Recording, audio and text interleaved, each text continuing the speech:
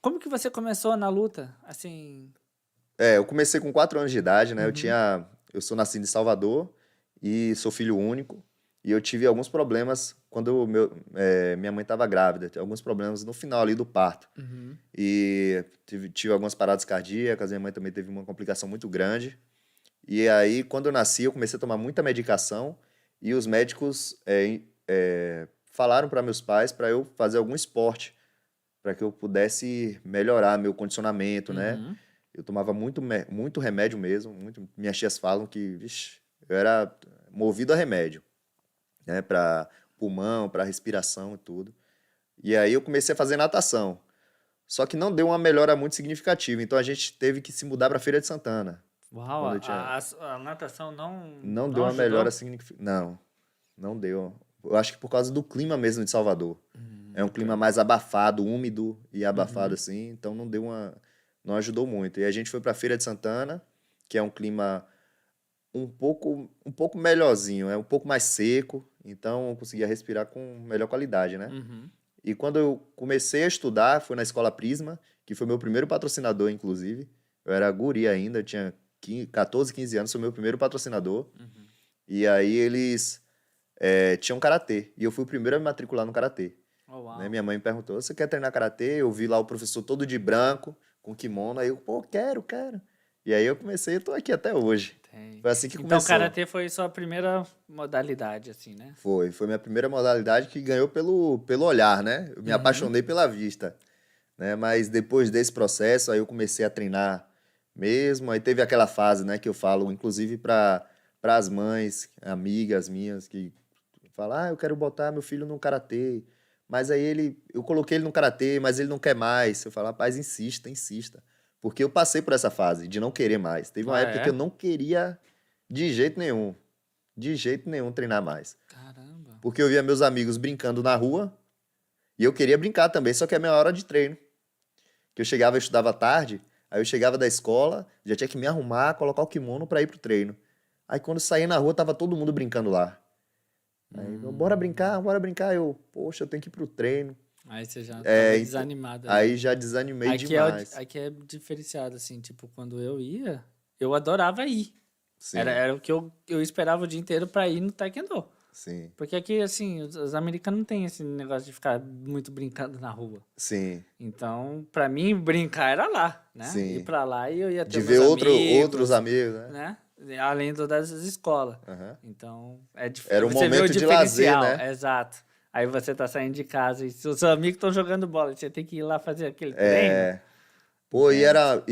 a minha rua, né?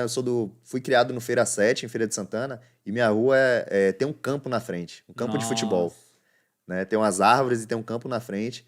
Então todo mundo, a galera toda daquela região ali, ia pro campo para brincar, né? Os vizinhos da rua de trás, do caminho de trás e tal, ao redor, então ia todo mundo. Imagine, velho. Eu tá Era pra saindo do você ser portão. jogador de futebol, então. Não, não era nem só futebol, a gente tinha várias brincadeiras lá, cuscuz. É uma brincadeira que o americano tinha que fazer, viu, velho? Cuscuz Cuscuz. não é de comer, não? Rapaz, também, também.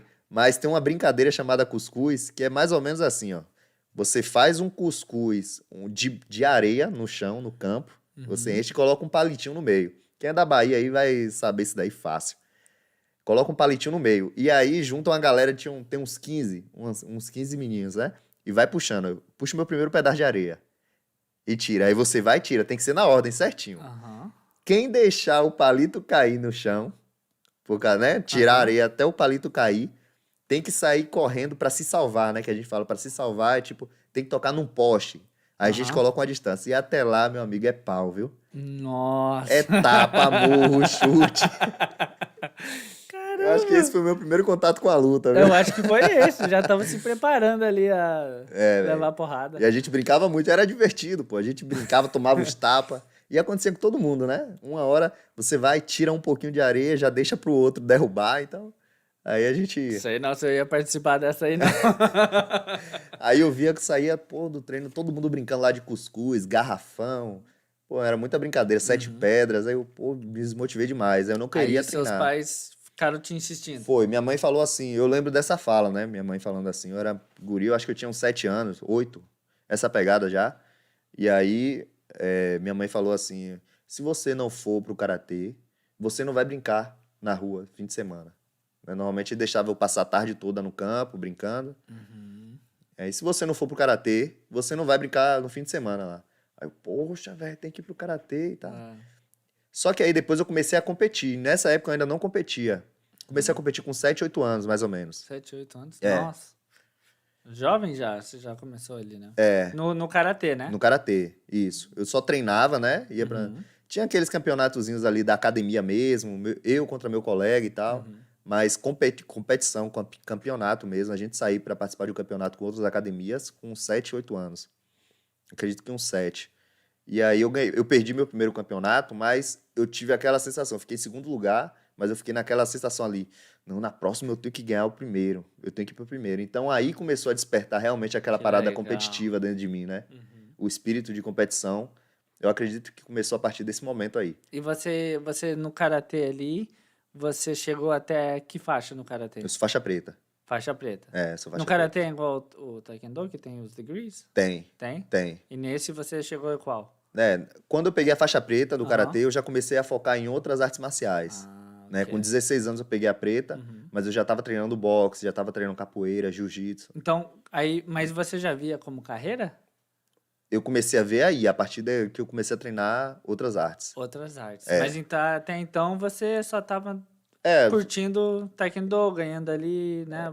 eu só... Mas não viu como assim, eu quero ser um lutador de MMA. Isso, não passava na minha cabeça isso ainda, né? Aham. E quando que chegou assim, essa cabeça? Você falou, nossa, isso aqui, eu sou bom, deixa eu começar a fazer outros esportes. Quando que caiu essa ficha? Nessa época eu frequentava uma igreja Uhum. que tinha um professor de Muay Thai, Robson Batista, né? Lá de Feira de Santana.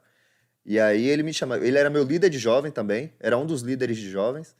E ele dava aula de Muay Thai pra uma galera lá, só que meus pais não deixavam eu treinar, de jeito nenhum. Minha mãe não queria, meu pai não queria, que era violento. Muay Thai. Era Muay Thai.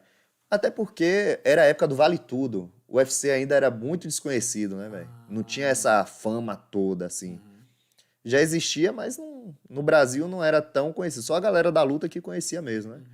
E tinha o que meu pai viu, né, da época dele, era o Pride, que é o antes Era do aquele- UFC, do Vanderlei Silva, que pisava na cabeça. Aham. Era na época que tinha também o Royce Gracie lá? É. Não, Não, o Grace já foi no UFC. já foi no UFC, então, É, nessa época aí que ele isso. começou a lutar. Isso, ele começou no UFC, né? A família dele, na verdade, ele já desafiava, mas em evento grande mesmo foi o UFC. Ah, ok. Então isso era bem antes, então, que eles viam assim. Não, meu pai assistiu a época do Pride, que era nesse mesmo tempo, mas o maior evento na época era o Pride, Era o Pride. que era o Vale Tudo, não era o Que era UFC, bem violento, né? que era bem violento. O cara caiu no chão, chutava a cabeça. Aí eles achavam que você ia entrar nessa, né? Eles não queriam, né? Queriam me proteger em todo tempo. E aí eu não podia treinar de jeito nenhum. Pedia, meu pai, deixa eu ir lá na casa de Robinho, né? Que eu falava assim. Eu acho que 15 anos, eu acho que nem tinha 16. Não, nada disso. Nada de treinar essas coisas aí, não. Não sei o que, você treina karatê, não sei o que. E não queriam deixar de jeito nenhum. E nessa época eu já era eu fui campeão brasileiro, né? Eu fui campeão de todos os maiores campeonatos dentro da minha federação no Brasil. Então, campeão baiano, sou bicampeão baiano, ganhei 2 vezes. Interestadual, né? Que é um estado contra o outro. Fui campeão brasileiro. Campeão municipal, né? Dos campeonatos, torneios assim, de uma cidade contra a outra também. Tudo no karatê. Tudo no karatê. Né? E quando eu fui campeão brasileiro, eu recebi uma promessa.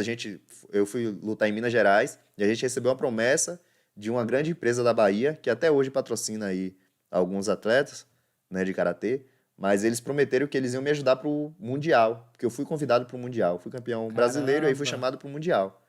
Aí, que massa, se eu não me engano, era no Japão. Eu não tenho certeza, porque é como se tivesse apagado, assim, essa coisa, que eu fiquei tão frustrado depois, Uhum. porque quando estava chegando assim, eu me preparando e tal, eles não entraram mais em contato para me apoiar, né? Então, eles não me patrocinaram, não me deram. Caramba, te deram fogo ali, a gasolina e depois... E depois apagou, né? Tirou as rodas do carro, pro carro não andar.